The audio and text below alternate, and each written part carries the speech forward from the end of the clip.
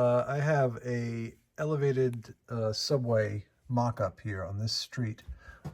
Here's this corner of the layout that I'm working on. It's the very end of the layout.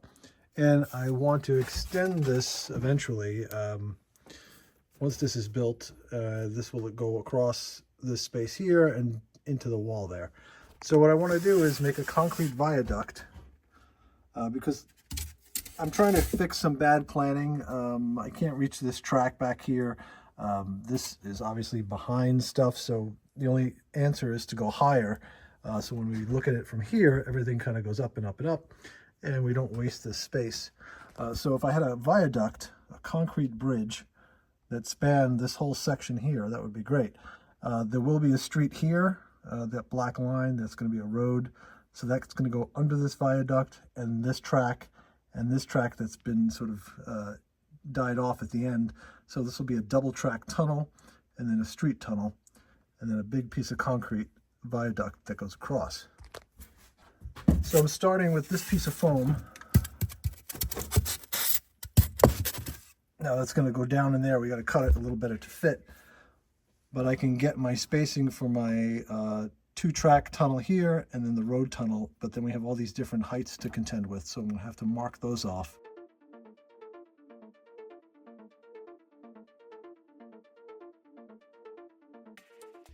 So I've established some of the heights that I need to notch out of the main piece of foam. They're not completely accurate. This isn't really the way to work. Of course, this should have been the first thing I did about 3 years ago when I started the layout, because now I'm leaning over 30 inches of bench work. It's hard to get back here, and it's very awkward and uncomfortable, and I won't get the best measurements, but we can fudge it later down on the ground with scenery and sculptamold. So our main concern is when we get this done that this is level. But right now we're just trying to establish the overall heights, and then we could cut our arch openings, and we're also going to double the thickness of this, so it's a two-track concrete viaduct.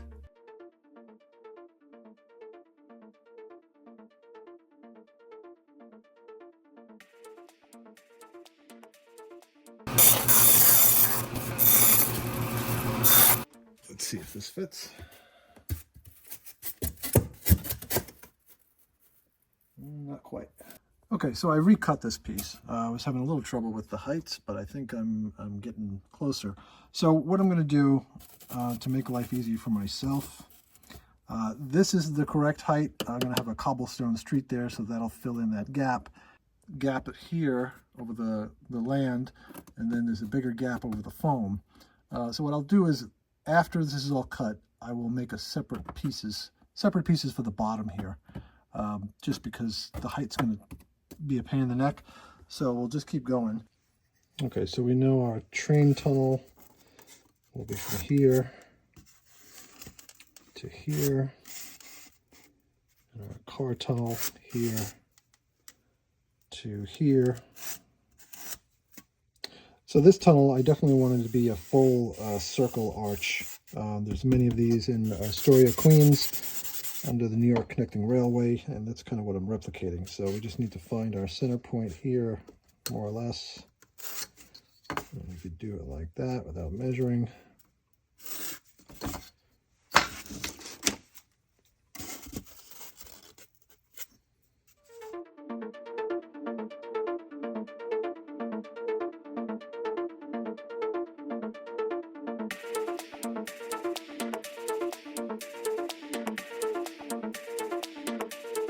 Okay, so now I need to make this double wide, a double track width viaduct. So I need to join these two pieces together.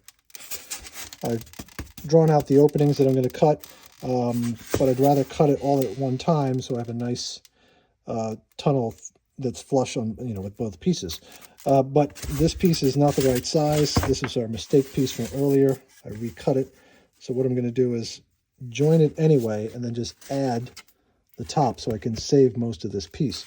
But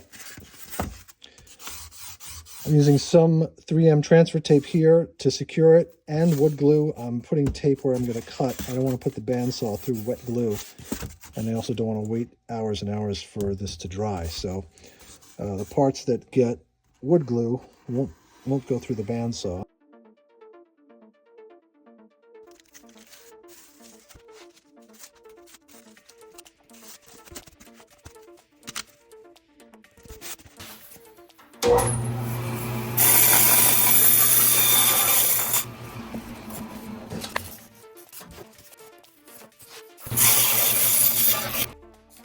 So I've added the filler piece, so now we have a complete viaduct at the same height everywhere.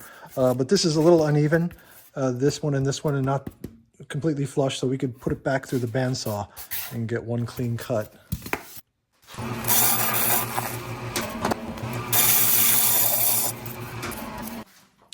So now I could cut the vertical lines of the tunnel. I'll see if I could do the curved one. If not, I might do that on a hot wire cutter. But let's cut these first.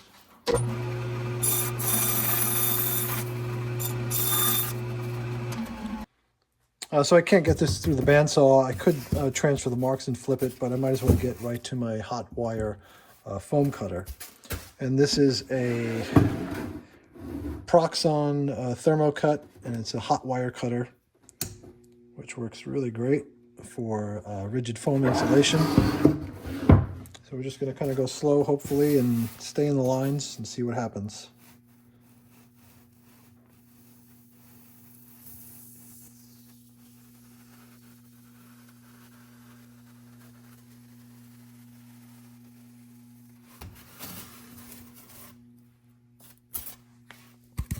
That looks great. So we've already got a cut here, so we're just going to zip through this.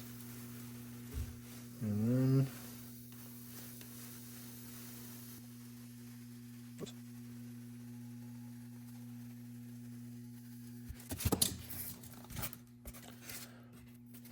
we have to clean up the edges a little bit, but we're going to cover this with some kind of plaster or stucco anyway to give it a concrete finish.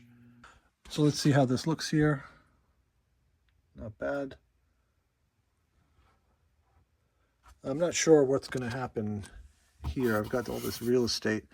I could just angle this surface and dive into there to cover some of this up, or do a combination of a retaining wall and some landform, kind of like this, to give some vegetation, some trees, maybe. A tree actually would be great right here. There will be a structure here. Okay, what's next? So I'm just quickly taking a look at some concrete bridges that I'm basing this on.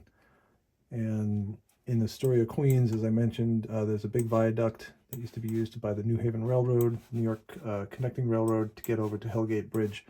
So if you go to Street View, you can find some great information. So let's see, let's find one here.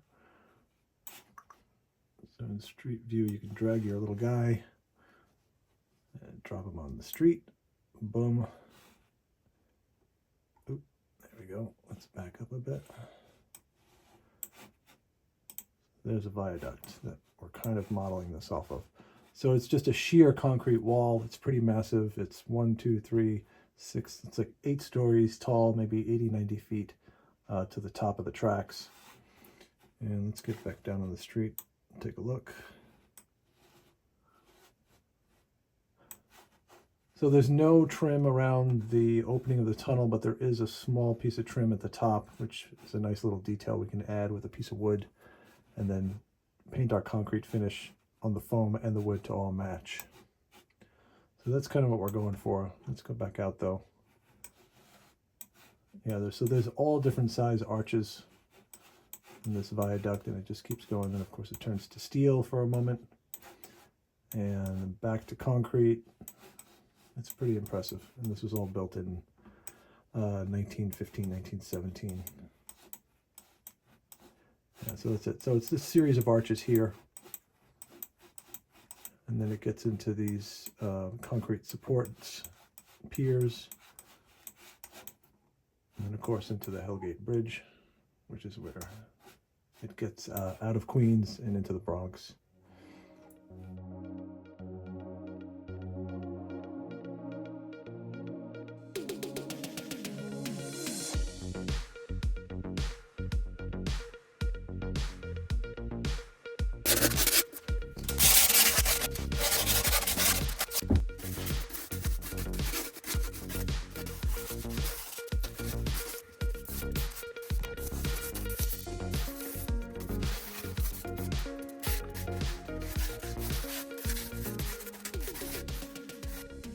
Okay, so this is mostly dry. And I was originally going to just paint it concrete and go from there, but I want some cracks and texture and stuff to really bring out some streaks and weathering when we finish this. So I'm going to try, this is ceramic stucco from Liquitex, and this is crackle paste from Golden. So I'm going to try both of them. I'm going to use them in different spots. So this is supposed to give it a concrete finish,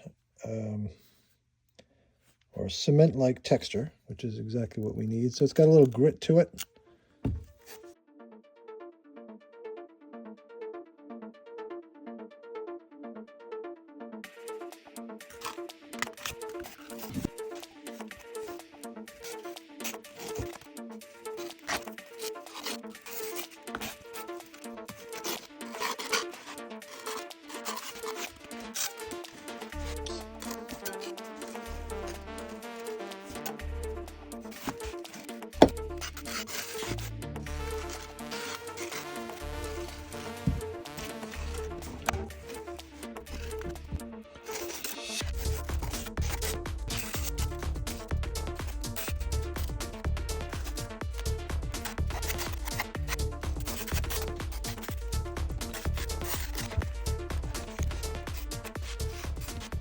So I poked some pencils into this thing so I could handle it. And I'm going to stick this outside in the sun and let it dry. So this is dry, mostly, I think. I'm just going to try a little bit of the crackle paste and put it back out in the sun and see what happens. And I'm assuming that based on the thickness of this material that it will crack. The cracks will be thicker the thicker we put it on. So I'm going to try to keep it thin.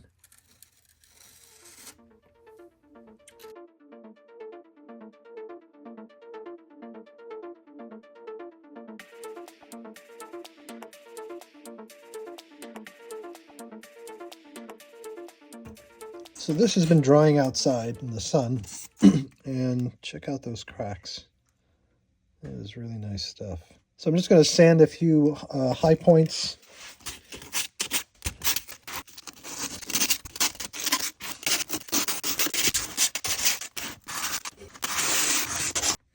So I've got some Liquitex acrylic paint. This is unbleached titanium white. It's a great concrete color.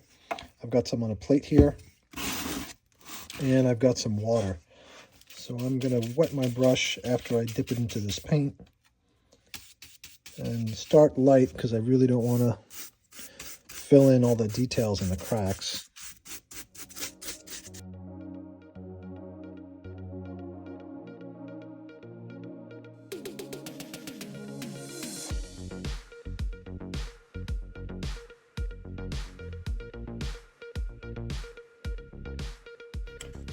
So the first wash I'm going to use is AK Light Dust and Dirt Deposits.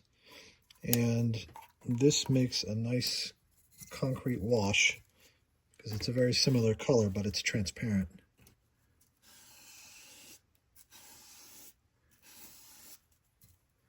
And I've got some mineral spirits here, and I'm just kind of diluting it and dragging it down. And I might use a bigger brush to help feather it together and blend it. And I kind of like the streaks as well. We'll manipulate them a little bit more, but first we're just going to focus on getting all the color on.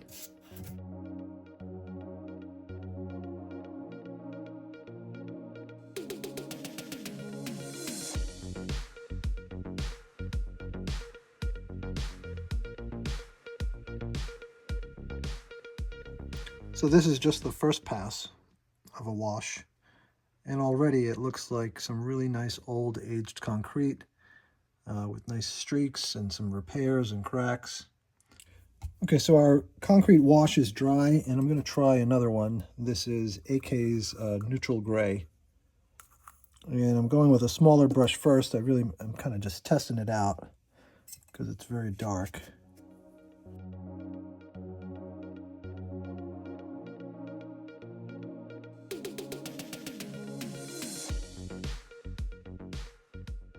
I'm going to go into another one while that's still wet, This is streaking grime.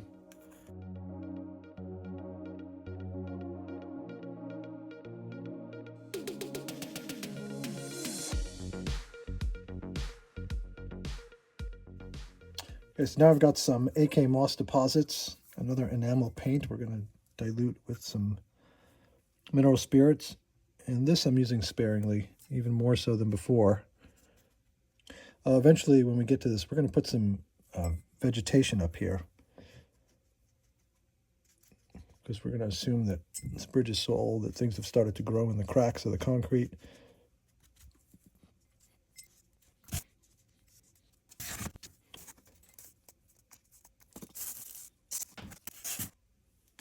So now I've got some light rust wash, also from AK. And it wouldn't be a concrete bridge without some rust.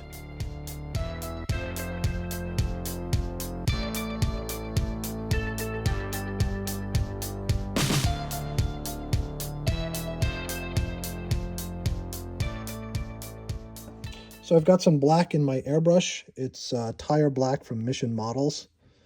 And I've diluted it a little bit with some water and alcohol. And we'll make some streaks for the trains that go into this tunnel.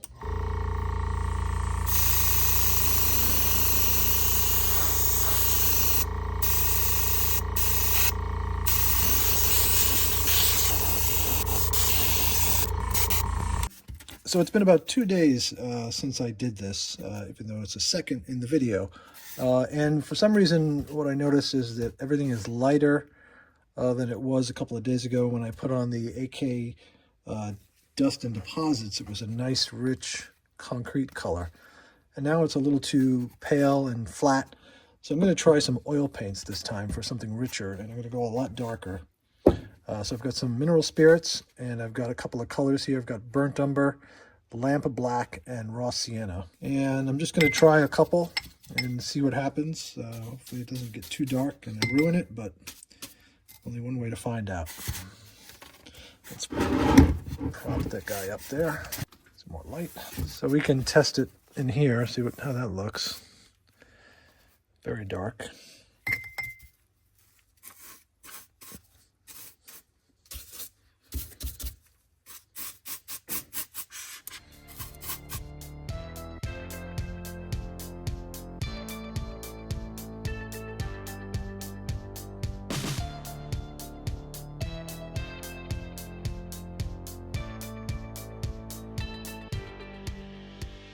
Okay, so I just added some burnt umber to my palette. The other color before was raw sienna. Oh, so this is burnt sienna. So now you can see it's a darker streak, which is kind of nice.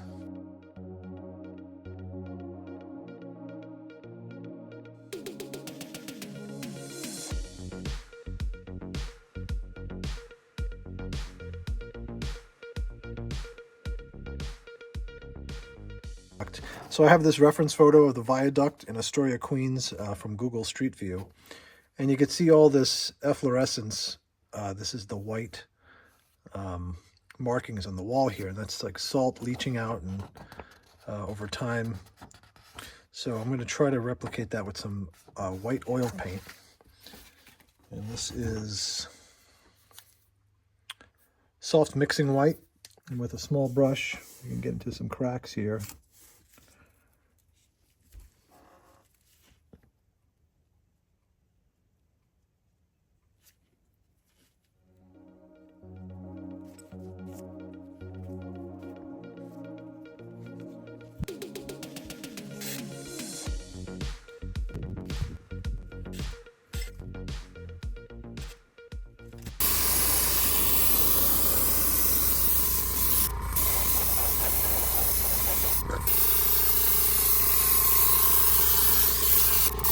So you can see I airbrushed under the trim there. It looked a little dark in the photo. I might keep playing with the finish a little bit more, but I'm going to move on to the track and ballast that in place. So I think that's it. I don't want to keep messing with the wash. I'm pretty happy with how it looks right now. I did add a sign here, a little highway sign for the street, and then I added the track and ballasted it and added some vegetation, a couple of railroad ties, and some scrap wood. This is wet, so it's still drying.